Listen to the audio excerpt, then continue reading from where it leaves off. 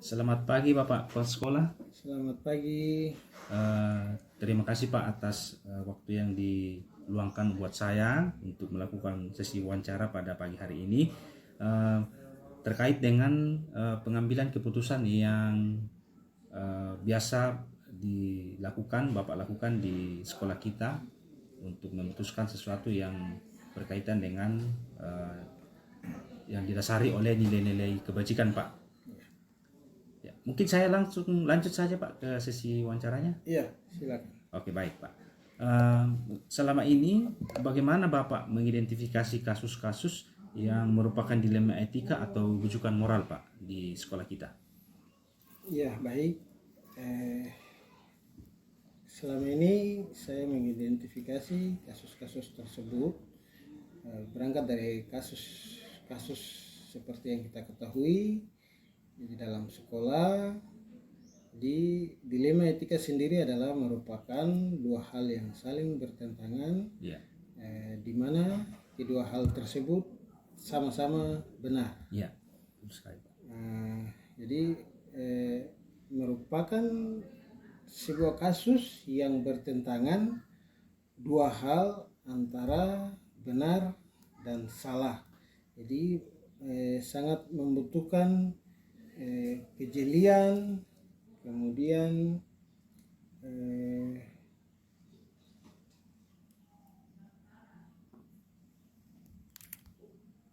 pada posisi ini kita diharapkan dapat menghasilkan sebuah keputusan yang terbaik dengan melakukan suatu analisa yang mendalam. Ya. Jadi apapun keputusan yang kita ambil harus berdasarkan berbagai semua pertimbangan di mana dapat terukur dan dapat kita pertanggungjawabkan bersama-sama. Oke, ya. Oke, baik Pak. Kemudian selama ini bagaimana Bapak menjalankan pengambilan keputusan di sekolah, terutama untuk kasus-kasus di mana ada dua kepentingan yang sama-sama benar atau sama-sama mengandung nilai kebajikan Pak, yang sering kita sebut dengan dilema etika, yang mempertentangkan dua hal yang berbeda, dua hal kepentingan yang sama-sama benar dan sama-sama mengandung nilai kebajikan. Iya, baik.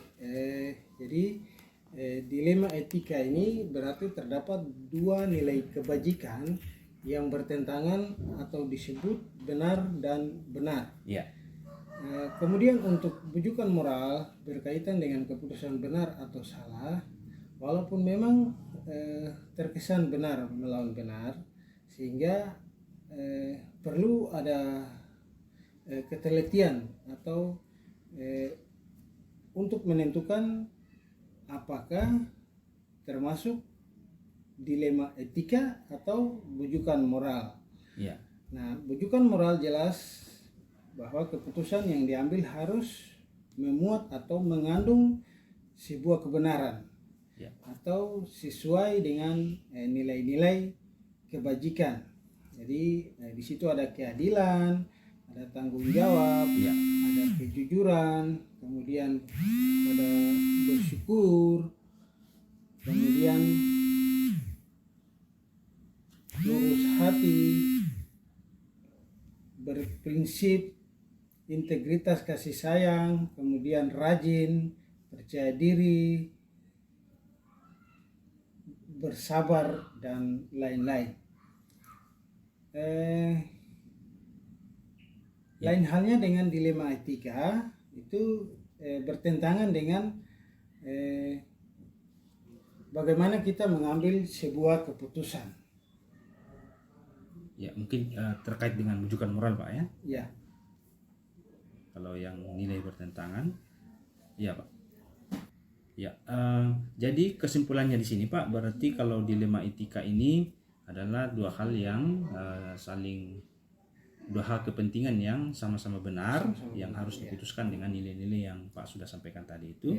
Ya, sementara kalau nilai kasus-kasus rujukan moral adalah dua hal yang kepentingan yang bertentangan antara benar dan salah, Pak, ya. Seperti itu. Oke, baik, Pak. Mungkin kita lanjut, Pak. Langkah-langkah atau prosedur seperti apa yang biasa Bapak lakukan selama ini dalam menangani kasus-kasus tersebut? Iya, jadi ada beberapa langkah-langkah yang dapat kita ambil atau memberikan solusi bagaimana menghadapi dilema etika ini. Jadi mungkin hal yang pertama itu kita mengidentifikasi pertanyaan etika. Kemudian yang berikut mungkin kita membuat daftar fakta yang relevan dari sebuah dilema itu. Ya. Kemudian yang ketiga kita mengidentifikasi pihak terkait, dalam hal ini mungkin siswa yang terkait dalam sebuah dilema itu. Kemudian yang berikut itu apa saja pilihan dalam kasus ini. Kemudian yang berikut, yang terakhir itu apa yang harus kita lakukan. Ya, oke. Sangat menarik sekali, Pak, melakukan perbincangan dengan Bapak. Banyak hal-hal yang saya bisa dapatkan. Kemudian hal-hal apa saja yang selama ini Bapak anggap efektif dalam pengambilan keputusan pada kasus-kasus dilema etika, Pak? Ya baik, jadi di sini hal-hal yang apa saja yang dianggap efektif dalam pengambilan keputusan pada kasus-kasus dilema etika. Ya, dilema etika, Pak. Ya. Jadi mungkin yang pertama ini mungkin kita harus mengenali bahwa ada nilai-nilai yang saling bertentangan dalam menghadapi situasi seperti ini. Ya. Kemudian yang berikut itu menentukan bahwa siapa yang terlibat dalam situasi ini. Kemudian yang berikut itu kita mengumpulkan fakta-fakta yang istilahnya relevan, kemudian yang real yang terjadi dengan situasi ini. Ya. Nah, kemudian kita bisa menguji bahwa kasus ini benar atau salah. Ya, ya. Nah, Oke, baik. kemudian yang berikutnya lagi, yang terakhir itu mungkin pengujian bahwa sebuah hal tersebut itu benar lawan benar. Ya. Oke, baik, Pak. Kemudian saya lanjut ke hal-hal apa saja yang selama ini merupakan tantangan dalam pengambilan keputusan pada kasus-kasus dilema etika, Pak.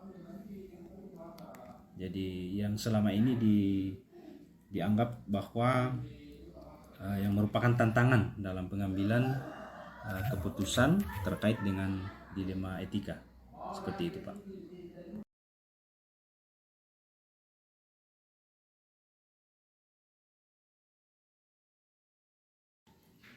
Ya, oke, baik, Pak. Kemudian hal-hal apa saja yang selama ini merupakan tantangan dalam pengambilan keputusan pada kasus-kasus dilema? Ya, baik. Menurut saya tantangan-tantangan yang dihadapi dalam pengambilan keputusan kasus-kasus dilema etika itu mungkin yang pertama itu kita mempunyai sikap dan prinsip yang mengedepankan nilai-nilai kebajikan. Ya. Kemudian bagaimana agar dari nilai-nilai kebajikan itu bagaimana agar tidak dapat mengorbankan salah satu pihak atau kedua kepentingan tersebut. Ya. Oke, baik. Ya. Kemudian apakah Bapak memiliki sebuah tata cara atau jadwal tertentu dalam sebuah penyelesaian kasus dilema etika? Apakah langsung menyelesaikannya di tempat atau memiliki sebuah jadwal untuk menyelesaikannya? Kemudian bentuk atau prosedurnya seperti apa Pak yang Bapak jalankan selama ini? Ya, baik. Kalau menurut saya, kalau itu kita menemukan kasus itu dinyatakan bahwa kasus ringan, Ya. maka kita akan dapat langsung selesaikan saat itu. Ya. Namun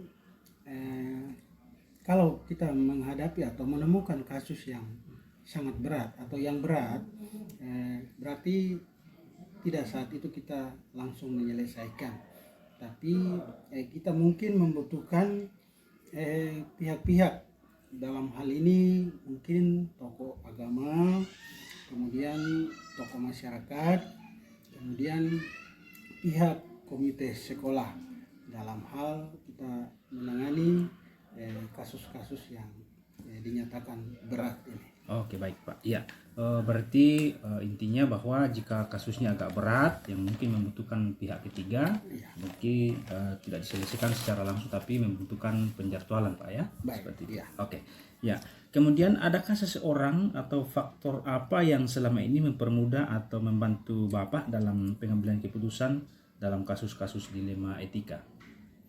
Iya, baik. Menurut saya dalam kasus tersebut, sebagai kepala sekolah sudah harus bisa memperhatikan nilai-nilai kebajikan, Ya. dan hendaknya mengedepankan keputusan yang terbaik buat para siswa dan berpihak pada siswa tersebut. Kemudian pastinya dari dalam diri kita, dari dalam diri saya ada rasa peduli terhadap anak-anak tersebut atau siswa-siswa tersebut. Oke, baik. Ya, intinya di sini adalah faktor yang keberpihakan kepada peserta didik dan rasa peduli Pak ya. Iya. Oke Pak. Ya. Kemudian yang terakhir Pak dari saya, dari semua hal yang telah disampaikan, pembelajaran apa yang dapat Bapak petik dari pengalaman Bapak mengambil keputusan dilema etika Pak? Ya, mungkin yang pertama saya jawab dulu mengenai pembelajaran apa yang dapat dipetik ya. Jadi mungkin mengenai hal pembelajaran itu kita dapat mengusahakan atau musyawarah secara baik terlebih dahulu. Ya.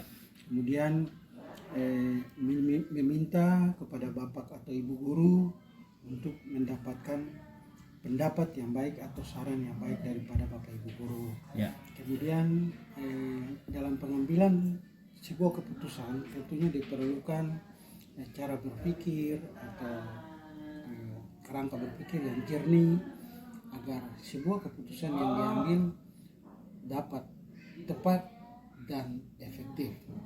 Kemudian mengenai pengalaman saya bahwa setiap pengambilan keputusan yang penting untuk dilakukan dalam musyawarah, baik dalam lingkup yang kecil maupun pada lingkup yang luas. Artinya bahwa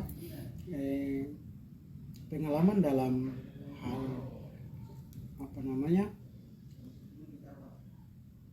pengambilan keputusan dilema etika ini, itu mungkin bahwa setiap pengambilan keputusan sangat penting untuk dilakukan sebuah musyawarah, baik dalam lingkup yang kecil maupun pada lingkup yang lebih luas. Ya, oke. Baik. Ya, kalau saya bisa tangkap Pak, berarti intinya di sini adalah pengambilan keputusan ini harus didasarkan atas musyawarah mufakat Pak ya. Oke, baik. Ya, terima kasih Pak atas kesempatannya. Mungkin seperti itu sesi wawancara kita pada pagi hari ini. Saya mengucapkan banyak terima kasih. Semoga Bapak dalam melaksanakan tugas sebagai kepala sekolah di sekolah kita Pak di SMP Negeri 2 Bongo ini tetap sukses dan tetap berjalan dengan baik Pak. Terima kasih Pak. Sama-sama.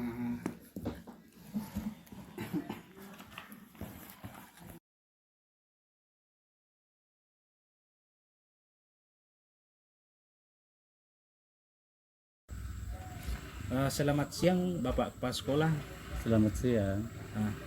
Terima kasih Pak karena saya sudah diperkenankan untuk bisa ketemu dengan Bapak berbagi pengalaman terkait dengan pengambilan keputusan yang didasari dengan nilai-nilai kebajikan yang sering Bapak temui di sekolah Bapak. Oke, mungkin kita bisa langsung Pak ke. Ya, silakan. Oke, ya. Selama ini bagaimana Bapak dapat mengidentifikasi kasus-kasus yang merupakan dilema etika atau bujukan moral, Pak? Ya, terima kasih. Selama ini saya mengidentifikasi kasus bahwa dilema etika adalah hal yang menyangkut dua hal yang sama-sama benar, sedangkan kasus bujukan moral adalah yang menyangkut hal yang benar dan salah. Ya, jadi seperti itu Pak ya. Ya, Oke. Lanjut Pak. Selama ini bagaimana Bapak menjalankan pengambilan keputusan di sekolah Bapak, terutama untuk kasus-kasus yang dimana ada dua hal atau dua kepentingan yang sama-sama benar atau sama-sama mengandung nilai kebajikan yang kita kenal tadi dengan nilai dilema etika. untuk kasus-kasus yang sama-sama benar atau sama-sama mengandung nilai kebajikan, kedua kasus-kasus tersebut diselesaikan dengan baik dengan cara mufakat agar tidak dapat merugikan pihak satu sama lain, terlebih merugikan masa depan peserta didik. Oke baik Pak, terima kasih. Berarti intinya di sini adalah musyawarah mufakat dan kepentingan peserta didik Pak ya. Ya, betul. Oke baik Pak. Kemudian langkah-langkah atau prosedur seperti apa yang biasa Bapak lakukan selama ini? Prosedur atau langkah-langkah yang saya lakukan selama ini dengan mengundang orang tua siswa tersebut, atau kalau berhalangan kami atau saya langsung mendatangi orang tua di rumahnya. Wah luar biasa sekali Pak. Kalau bisa langsung mendatangi atau ke rumahnya untuk menyelesaikan kasus-kasus Pak ya, sangat Ya. luar biasa. Oke, terus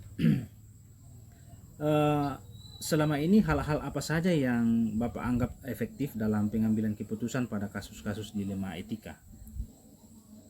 Dengan musyawarah mufakat, dengan mengedepankan nilai-nilai kebajikan atau kekeluargaan. Ya, oke baik Pak.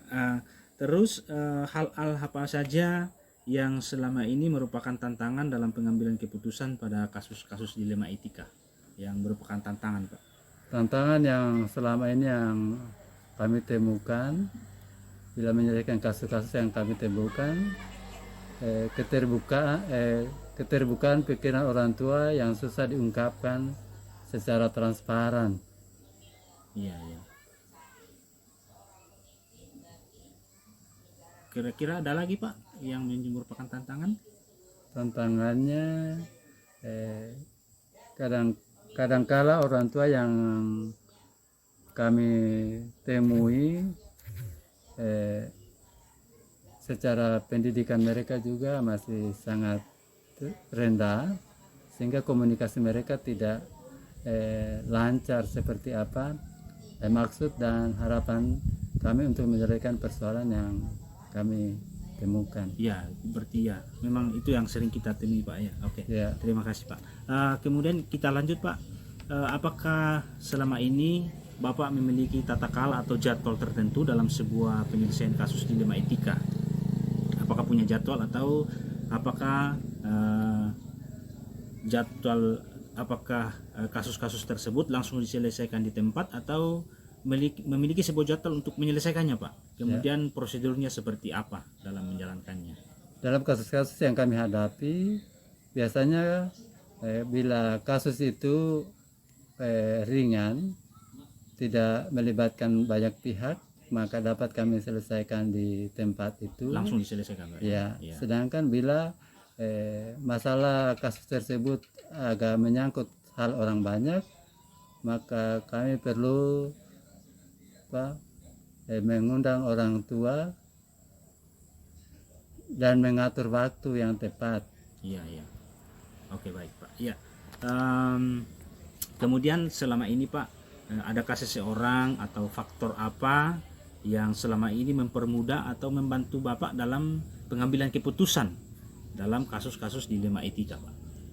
Ya, biasanya dalam pengambilan keputusan untuk kasus etika ini yang membantu dalam penyelesaian ini guru-guru yang berperan serta dalam menyelesaikan kasus tersebut, bahkan melibatkan komite. Jadi bukan hanya kepala sekolah saja, tapi dewan guru juga bisa memberikan pendapat. Ya, berarti diputuskan lewat musyawarah Pak ya. Iya.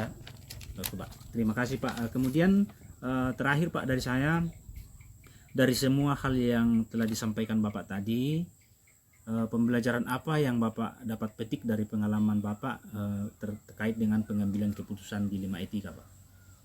Selama mengambil keputusan dalam kasus yang kami hadapi, semua dapat diterima dengan baik, karena yang diutamakan dalam kepentingan peserta didik untuk dapat layanan pendidikan dengan baik. Oh, baik sekali Pak. Terima kasih. Sangat luar biasa sekali Pak. Jadi intinya di sini adalah yang bisa kita petik, ini merupakan pembelajaran pengalaman baru bahwa keputusannya dapat diterima dan karena menyangkut dengan kepentingan peserta didik Pak ya. Ya. Oke, terima kasih Pak. Oke.